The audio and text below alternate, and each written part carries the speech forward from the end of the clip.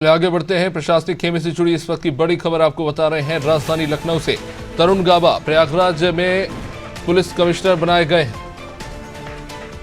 लखनऊ से आपको खबर बता रहे हैं, इस वक्त की बड़ी जिम्मेदारी तरुण गाबा को सौंपी गई है।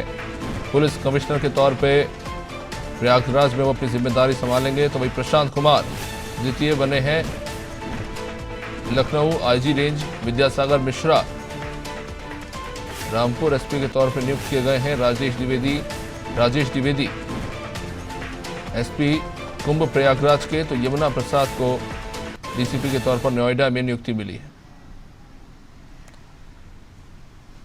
चलिए समझेंगे इसके पीछे की कहानी। ये जो तबादले हुए उसको लेकर नीतीश हमारे साथ जुड़े हुए हैं। नीतीश, तरुण गाबा प्रयागराज पुलिस कमिश्नर, प्रशांत कुमार, क्या कुछ जानकारी? अभिषेक, बिल्कुल अभी जैसे कि अभी हम लोगों ने इस बात पर चर्चा की कि जैसे ही आचार संहिता का समापन हुआ तो उसके बाद तमाम बड़े अधिकारियों के ट्रांसफर की बात की जा रही थी। इसी के क्रम में कल रात 11 लोगों की तबादला एक्सप्रेस चलाई गई थी और हमने उस समय भी कहा था कि अभी ये तो शुरुआत है, अभी बाकी की झांकी बाकी है। तो कहीं ना कहीं उसी के क्रम में ये दूसरी लिस्ट उतनी देर में आ गई है, जिसमें अगर चर्चित नामों की बात करें तो तरुण गाबा को पुलिस कमिश्नर प्रयागराज बनाया गया है। वहीं प्रशांत कुमार द्वितीय को आईजी रेंज लखनऊ की जिम्मेदारी दी गई। विद्यासागर मिश्रा एसपी रामपुर तो राजेश द्विवेदी को एसपी कुंभ प्रयागराज बनाया गया है। वहीं यमुना प्रसाद को डीसीपी नोएडा बनाया गया है। तो उन 11 नामों के साथ इन 5 नामों की भी चर्चा वर्तमान समय में हो रही है, क्योंकि इनका भी ट्रांसफर हुआ। हालांकि ये अभी बड़े अधिकारियों के ट्रांसफर हैं, अभी इसके निचले स्तर के भी बड़े ट्रांसफर होने। और इस सूची को लेकर जो बात कर रहे हैं, ये अभी आईपीएस अधिकारियों की सूची है।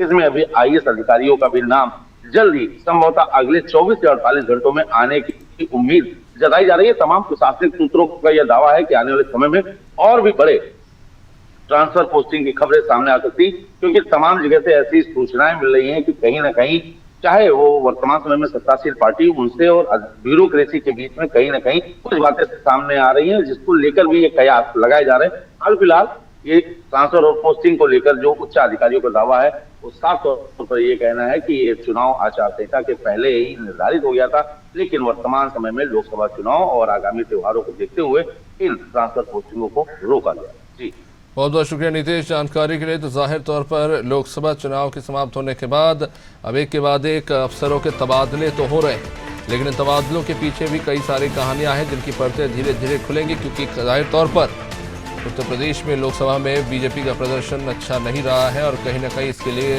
ब्यूरोक्रेसी को भी कटघरे में खड़ा किया जा रहा है।